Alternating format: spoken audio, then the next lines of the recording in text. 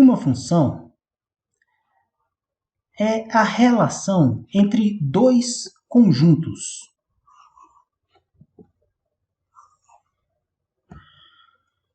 O domínio e o contradomínio.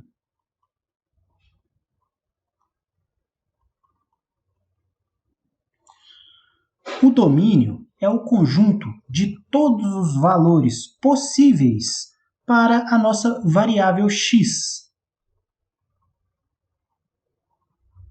E o contradomínio é o nosso conjunto de chegada. Ele é o conjunto que possui todas as possibilidades de imagens para o nosso domínio. Ou seja, para cada valor presente no domínio, teremos um correspondente no contradomínio.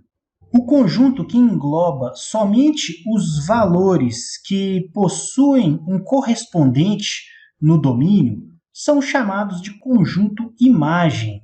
E essa correspondência é feita a partir de uma lei ou de uma regra. Essa regra é a nossa função.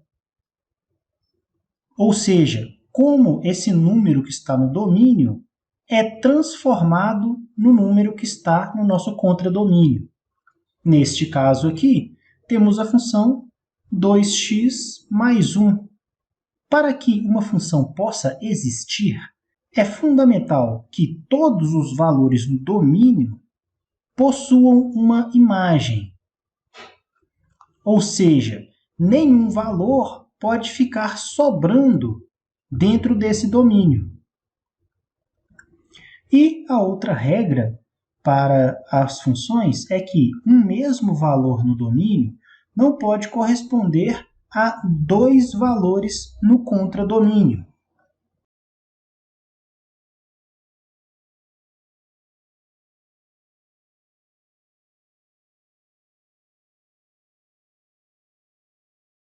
E o que isso tudo quer dizer é que, para todos os valores que estão aqui no domínio, você tem uma lei que transforma cada um deles em um valor do conjunto imagem. Somente isso. E, como temos um padrão para transformar todos os valores do domínio em algum do contradomínio, é fácil de imaginar que também podemos ter uma regra que transforme os números que estão aqui no contradomínio novamente em seus números originais do domínio.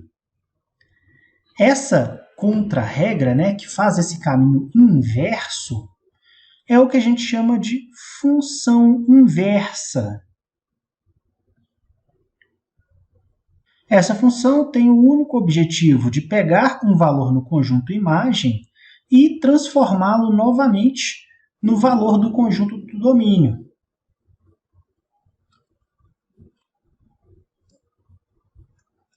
Ou seja, a nossa função normal, ela transforma x em y.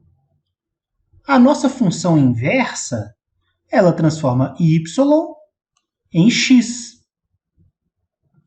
Para que uma função admita inversa, ela precisa ser bijetora. Uma função bijetora é aquela que é injetora e sobrejetora ao mesmo tempo. Uma função injetora é aquela em que os valores do contradomínio estão ligados a somente um valor no domínio. Já uma função sobrejetora é aquela em que todos os valores no contradomínio estão ligados a pelo menos um no domínio. Com isso, quando você fizer a sua função inversa, todos os valores que estão no seu conjunto de saída se ligarão a apenas um valor no conjunto de chegada. E também não vai sobrar nenhum valor que não tenha ligação, permitindo que a nossa função inversa atenda às necessidades básicas de uma função. Para encontrarmos a função inversa, precisamos seguir dois passos. O primeiro é trocar o y pelo x, e o segundo é isolar o y.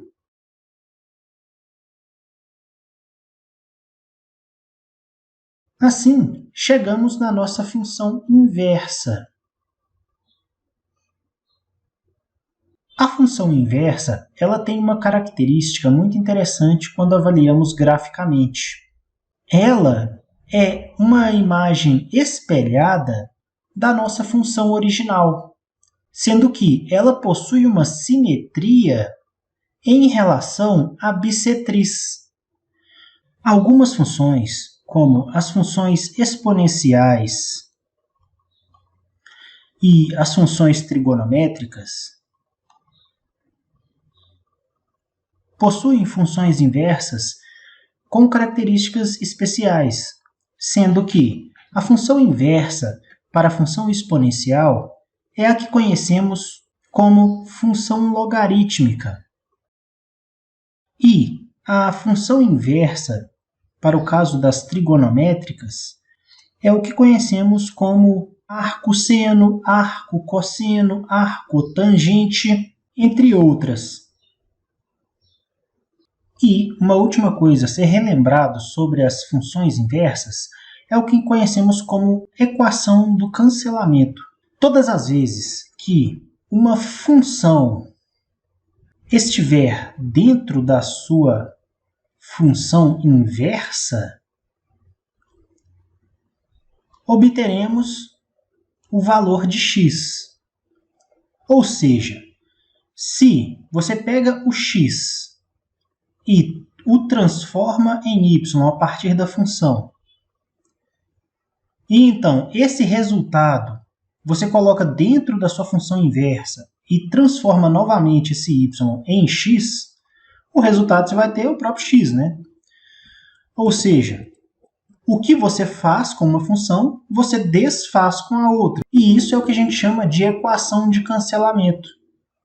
Essa equação pode ser feita pela função composta em que o f de x está dentro da função inversa, ou o contrário, né? Você pode colocar a sua função inversa dentro da sua função normal. Isso aqui também vai chegar no mesmo valor que você tem aqui dentro, que é o valor de x.